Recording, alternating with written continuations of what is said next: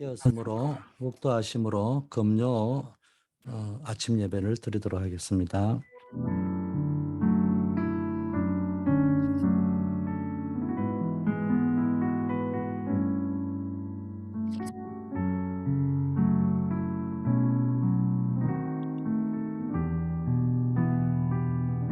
아버지 하나님 감사합니다. 오늘도 언약을 잡고 기도로 하루를 시작해 하심을 감사드립니다. 믿음의 결단을 하는 아침이 되게 하시고 믿음의 선택을 하는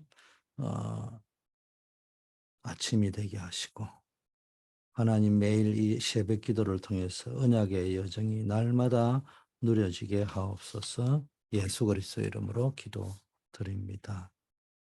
아멘. 오늘 읽을 하나님의 말씀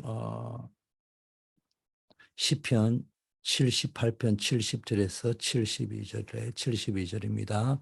이에 그가 그들을 자기 마음의 완전함으로 기르고 그의 손에 능숙함으로 그들을 지도하였도다.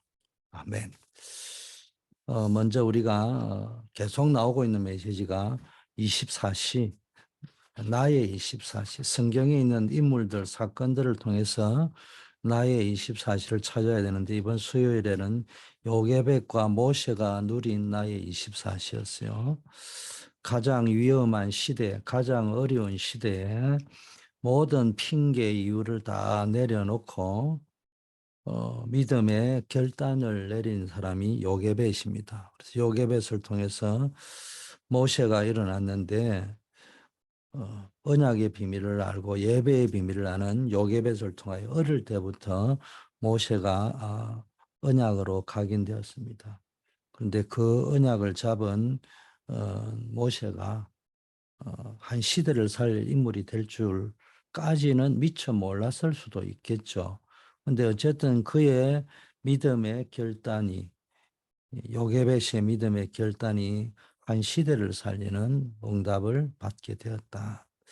또 어머니 요게벳으로부터 정확한 언약을 전달받고 믿음의 선택을 했고 그 속에서 애굽의 부귀영화보다는 하나님 백성과 함께 고난받는 것을 더 기뻐하며 선택했던 모세를 통해서 430년 종살이하던 노예 생활에서 빠져나오고 전 세계 그리스도를 전파하는 역사가 일어난 걸 여러분이 잘 압니다. 그래서 모세의 여정은 절대 계획을 이루는 언약의 여정이었습니다. 왕궁에서의 40년, 미디안 생활에서의 무응답과 같은 40년처럼 보였지만 그게 다 알고 보니까 응답으로 연결되어졌고요. 더구나 출애굽하고 나서 광야 생활에 또 많은 고난과 어려움들이 있지만 이에 틀을 깨고 새 틀을 이루는 사명을 이루는 시간표였습니다.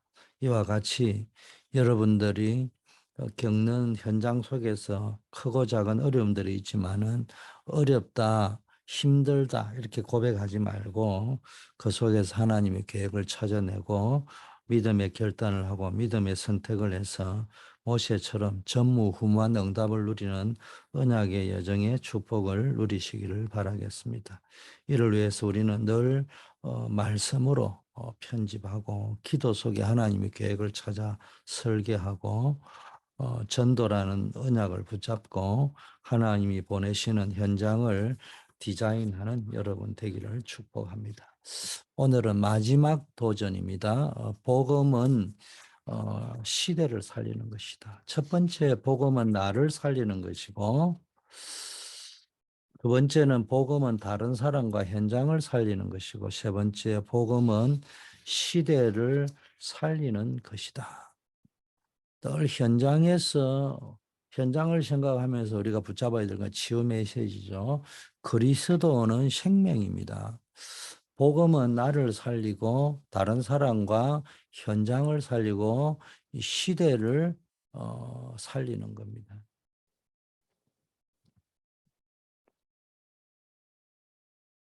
그래서 이걸 잘 알고 오직으로 복음을 붙잡은 사람이 다윗이죠. 다윗은요, 오직 교회가 뭔지를 알았어요. 그래서 다른 사람은 아무 관심이 없었지만 교회가 뭔지를 제대로 알았기 때문에 성전 건축에 대한 비전을 가졌던 겁니다. 우리 렘넌트들은 어른들보다 아는 것도 많고 똑똑하지만 교회를 어른들보다 모를 수 있어요. 그래서 우리 렘넌트들에게 교회가 뭔지에 대한 교회관을 좀 심어줄 필요가 있다. 어, 이제 복음이 우리의 생명이라면은 이제 그 복음을 가지고 나의 영을 살리는 기도를 해야 된다. 짧은 기도라도 정확하게 기도를 한다면은 계속 언약의 여정을 걸어갈 수 있죠. 길이 보인다는 겁니다. 그러면 뭐가 정확한 기도냐? 나의 영을 살릴 수 있는 기도가 정확한 기도다.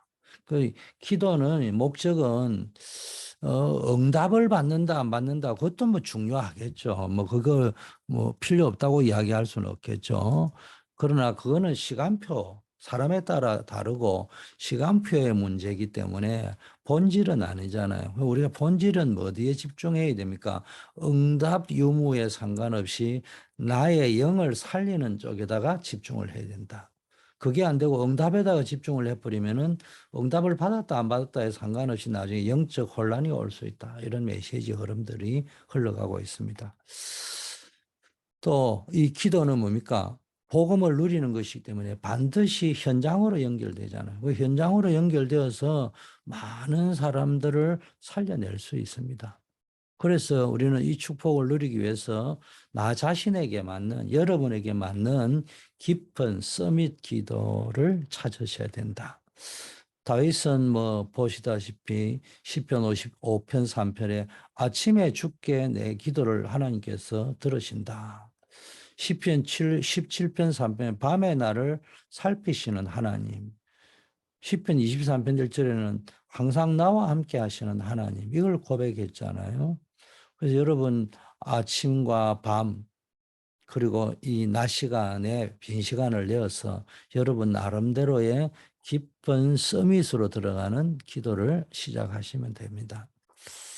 자, 그래서 이때 뭐 하면 되느냐? 다른 것에 자꾸 집착하지 말고요.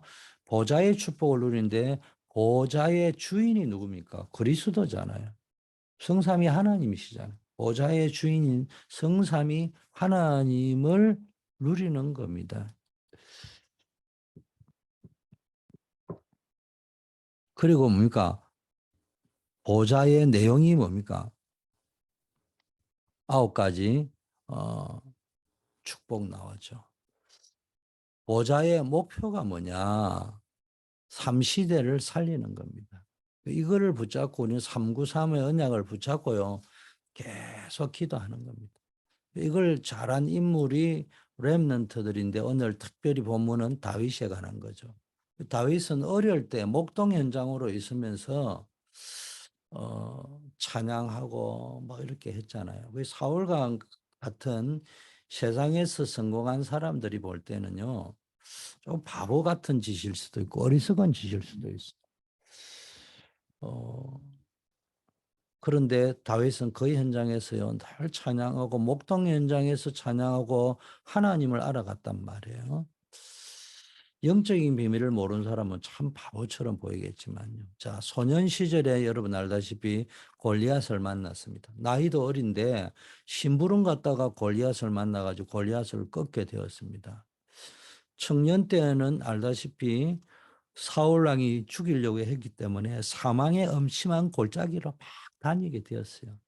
이때 굉장한 믿음의 고백과 메시지가 다윗에게 나왔는데 여호와는 나의 목자시다. 나는 부족함이 없다. 내가 비록 사망의 음침한 골짜기로 다니지만 전혀 두렵지 않다. 주의 지팡이와 막대기가 나를 안위하신다. 어, 내가 결국은 여호와의 집에 영원히 가리겠다. 이런 고백까지 하지 않습니까? 이게 언제 청년의 때 죽음의 위기를 겪으면서 이때 다윗이 내가 죽음의 위기가 와서 힘들다 이런 말을 한 적이 없단 말이에요. 자, 임금이 되어 가지고는요. 보통 임금은 자기의 치적 공로를 내세우는데 먼저 생각을 하는데 다윗은 오직 여호와의 전을 생각했어요. 나는 상하 침대에서 잠을 자는데 여호와의 언약궤는 바람 부는 데 있구나. 이렇게 고백하면서 언약의 성전 짓는 일에 생을 걸었습니다. 내가 어떻게 하면 여호와의 성전을 세울까? 어떻게 하면 거기서 예배하고 찬양할 수 있을까? 이런 생각을 했습니다. 이게 최고의 응답이고 가장 좋은 영적 상태입니다. 응답을 안 받고 안 받고는 뭐 그다음 시간표라는 겁니다. 그래서 여러분들이 다윗과 같이요, 이 성전 건축 또 내적으로는 교회를 세워가는 것. 그래서 늘 여러분이 목사님의 오른팔 왼팔이 되어야 되겠다. 이런 결단을 하셔야 돼요. 목사가 능력이 없으면 여러분이 응답받아서 도와주면 되고요. 유 목사님 표현에 가면은 목사님이 돈을 좋아하면은 시험 들 게 아니고 여러분이 돈 많이 벌어서 줄 정도가 돼야 되겠다. 이렇게 기도 제목을 잡아버리면은 목사는 문제가 있으면 하나님이 나중에 조치를 하겠지만 여러분 자신은 세계복음하는 일에 쓰임 받을 수 있다는 거예요. 이 그릇을 키우라는 거겠죠. 자, 노년에는 시므이가 다윗을 저주했는데 하나님이 시켜서 한 것이라고 고백하잖아요. 다윗이 나이가 드니까 이제 세상에 물들고 창세기 3장, 6장, 11장 사상에 빠져 있는 이런 인본주의 쓰는 사람은 다윗 사후에 누가 왕을 세울 것이냐. 그래가지고 서로 자기가 세우려고 하는 왕 뒤에 줄을 서가지고 다윗을 배신하고 뭐 이랬잖아요. 그 제일 먼저 일어난 게 압살롬이잖아요. 그 압살롬이요, 평소에 상처받고 살았는데 솔로몬 때문에 눌려 살고 이랬는데 네가 왕이 돼야 된다 이 말에 흥분해 가지고 넘어가 버린 겁니다. 그래 가지고 군대를 끌고 다윗의 왕궁을 쳐들어왔을 때 다윗이 맨발로 도망했죠. 급하니까 도망한 것도 있겠지만은 도망가면서 이야기했어요. 압살롬을 절대 죽이지 마라. 아니 진짜 도망을 갔으면은 압살롬 죽일 수 있으면 죽이라고 말해야 될 거 아닙니까? 다윗은 군대에서 뼈가 자란 사람이잖아요. 골리앗을 꺾은 사람이잖아요. 압살롬 정도는 이길 수 있습니다. 그런데 왜 도망을 갔냐? 압살롬 안 죽이려고. 그런데 압살롬은요, 머리가 나무에 걸려서 죽었습니다.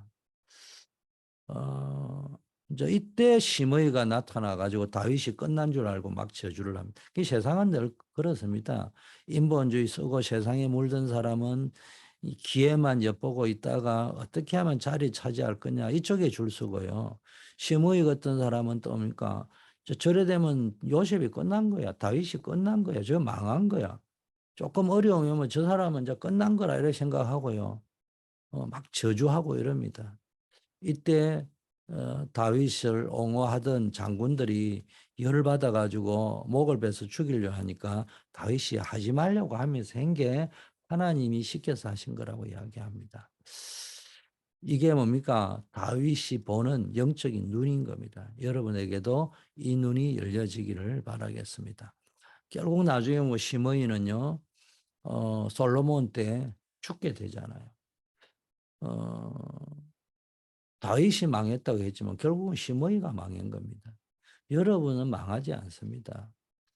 자, 이때부터 여러분이 9가지 여정 중 여정을 걸어가게 되는데 오늘은 마지막 7, 8, 9 여정이죠. 시대를 살리는 여정인데 뭡니까? 플랫폼 파수망 안테나입니다. 자, 첫째, 여러분이 플랫폼이 되면 됩니다. 다윗의 가슴 속에는 성막, 성전, 교회가 있었단 말이에요. 여러분이 다윗이 이런 중요한 것, 이 교회로 답이 나 있었습니다. 여러분이 건축원금하고 교회 예배하고 이런 것들이 뭡니까? 여러분이 마음에 교회가 담기고 성전이 담겨 있으니까 그런 거 아니겠습니까? 10편 23편을 다윗이 고백하면서 뭐라고 이야기합니까? 어, 여호와의 집에 영원히 살겠다. 이래 고백을 하잖아요. 이게 다윗의 플랫폼입니다. 교회는요, 알다시피 보좌의 그림자입니다. 그래서 나와 우리의 의과 현장을 보좌화시키는 플랫폼이 교회라는 겁니다. 이게 237 플랫폼이라는 겁니다. 다윗이 성전 건축 준비를 다 해가지고 솔로몬 때 성전 건축을 준비해 놔니까 전 세계가 여호와의 영광을 쳐다보고 그쪽으로 다 몰려오잖아요. 이런 응답을 실제로 못 누리면요, 기도도 모르고 아무것도 모르는 것입니다. 너무 기도를 모르는 사람이 너무 많다. 그래서 우리는 24 기도 속에서 237의 플랫폼, 그게 뭐냐? 교회다, 교회. 교회의 축복을 누리는 것입니다. 자, 두 번째는요, 빛을 비추는 파수망대입니다. 내가 빛을 비추는 파수망이 되면요, 전도자의 삶 21가지가 나오죠. 그건 여러분 잘 알죠? 자, 이래 되면요, 여러분의 업과 여러분의 현장, 여러분의 삶이 25시에 응답이 오고 치유가 일어나는 거예요. 유일성의 응답이 오고 치유가 일어나는 겁니다. 여러분의 힘으로는 가정을 변화 못 시키고 세계복음화 못 하지만은 하나님의 힘으로는 가능하잖아요. 그래서 이 언약을 가진 사람 한 명만 나와도 교회가 살아납니다. 왜? 25시 응답을 누리니까. 플랫폼이 25시라면은 파수망은 25시 하나님의 응답이 온단 말이에요. 그래 빛을 비추는 거예요, 전 세계에. 세 번째, 세계 살리고 하나님과 소통되는 안테나가 되는 겁니다. 여러분이 뭘 누리면 응답을 받아가지고 오직 유일성 재창조의 시스템인 안테나가 되어버리면 돼요. Ours, Only, Uniqueness, Recreation 시스템. 이게 딱 되면 된단 말이에요. 여러분이 이 단어의 혼란을 갖지 말고 여러분 이걸 기억하면서 오직 유일성 재창조의 시스템 이걸 붙잡고 여러분이 한번 계속 기도해 보세요. 이때부터 여러분의 존재와 여러분의 업과 현장에 하나님의 역사가 일어나면서 영원한 작품, 영원으로 남는 일들이 일어납니다. 이것을 보고 서밋이라고 합니다. 결론입니다. 우리에게는 두 가지 생명선이 있는데 몸과 뇌를 살리는 호흡이 육신의 생명선이라면은 영적인 것을 살리는 것은 그러니까 생명선은 기도입니다. 그래서 여러분이요, 늘 들숨 날숨을 활용해 가지고 여러분 나름대로 우리가 숨은 다 쉬니까 그걸 활용해서 한번 기도해 보시길 바라겠습니다. 이때부터 세계화, 복음화, 제자화, 교회화, 재생산화 이런 응답이 옵니다. 세계화, 글로벌라이제이션이라는 거예요. 지금은 비대면을 가지고 대면화시키는 시대입니다. 여러분이 이런 시대에 뒤떨어지면 안 돼요. 어쨌든 전도 선교를 복음으로 다락방을요, 비대면을 대면화 시스템을 가지고 얼마든지 할 수 있습니다. 전 세계를 오히려 전 세계를 대상으로 할 수 있다는 거예요. 다락방을 이전에는 지역 대상이었다면 이제는 세계를 대상으로 할 수 있다는 겁니다. 두 번째는 복음화, 비대면의 대면화를 통해서 복음화 시켜 나가는 거예요. 복음을 각인시키고 뿌리 체질화 시킬 수 있다는 거예요. 세 번째, 제자화, 비대면의 대면화를 통해서 이 묵상운동을 전달할 수 있는 묵상운동. 또 이 제자를요, 교회화 시켜야 됩니다. 이 교회화라는 말을 모르면요, 큰일 납니다. 이 많은 분들이 교회를 우습게 여긴단 말이에요. 이게 이제 렘넌트들이 똑똑한데 교회를 잘 모르고 이민 오셔가지고 이민자들이 귀한 것이 가는 곳마다 교회를 세우는 것은 귀한데 정작 교회를 세워놓고는 교회의 축복을 몰라요. 그래서 늘 교회에 대한 험담을 하고 교회에서 대한 이런 문제 저런 문제들 문제의식에만 빠져 있단 말이에요. 거기에다가 내 기쁨을 두지 말고 교회를 살려내시고 교회를 뭡니까 플랫폼으로 만들고 파수망대로 만들고 안테나로 만들어서 세계에 살리는 겁니다. 이제 마지막에 뭡니까 재생산. 현장에 세워난 제자들 사명자들이 모여서 또다시 제자들을 일으키고 교회화시키고 세계화시키고 이런 작업을 할 수 있도록 만들어줘야 되지. 우리가 매일 가서 해야 되면 안 된단 말이에요. 이 사람들이 이제는 재생산해낼 수 있도록. 그래서 여러분이 이 축복의 응답을 누리면 아무것도 걱정할 것이 없다. 여러분이 9가지 여정을 걸어가면 된다. 이게 지금 계속 나오는 메시지입니다. 오늘도 여러분이 보좌화의 축복, 나를 보좌화시키고 현장을 보좌화시키고 여러분의 삶의 현장을 완전히 세상을 보좌화시키는 그런 축복을 누리고 플랫폼, 파수망대, 안테나의 축복이 누려지기를 바랍니다. 하나님 아버지 감사합니다. 우리를 구원하여 주심을 감사드리고 모든 문제를 축복의 발판으로 만들어 주시는 하나님께 감사를 드립니다. 쉬지 않고 기도해라고 했는데 기도할 수 있는 특권 주심을 감사합니다. 기도의 비밀 속에 보좌의 축복을 누리고 세계 살리는 역사 일어나게 하옵소서. 나를 보좌하는 24시의 축복이 누려지고 나의 업이 보좌되는 24시가 되게 하시고 나의 현장이 보좌되는 24시가 되게 하옵소서. 아버지 우리 전 성도님들 담임 목사님, 교역자, 사역자, 교사들에게 모든 일꾼들에게 능력을 더하여 주셔서 생명을 살릴 수 있는 메시지를 영적 메시지를 허락하시고 흑암의 세력을 이길 수 있는 영권을 지역과 세계를 살릴 전략을 많은 제자와 일꾼을 일으킬 리더십을 허락하여 주시옵시고 우리 성도님들이 하는 작은 일들이지만 그 일들을 통해서 많은 영혼을 살리는 역사 있게 하옵소서. 237 나라 5천 종족 살리는 응답들이 날마다 누려지게 하옵소서. 우리 한우들을 기억하여 주시기를 원합니다.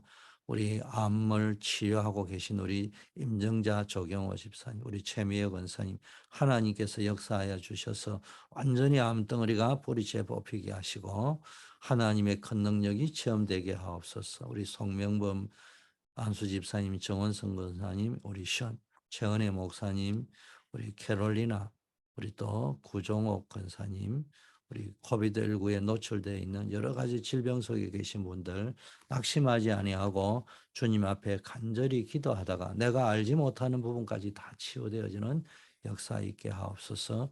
군문에 나아가 있는 우리 안정복 랩런트 박주진 집사님을 축복하여 주셔서 전무후무한 응답의 역사, 평생의 이정표가 될 만한 체험들이 군문에서 일어날 수 있도록 하나님 역사하여 주시옵소서. 우리 주 예수 그리스도 이름으로 기도드립니다.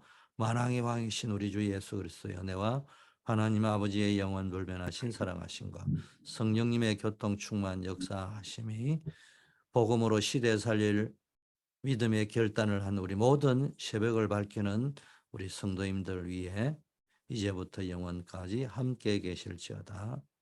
아멘.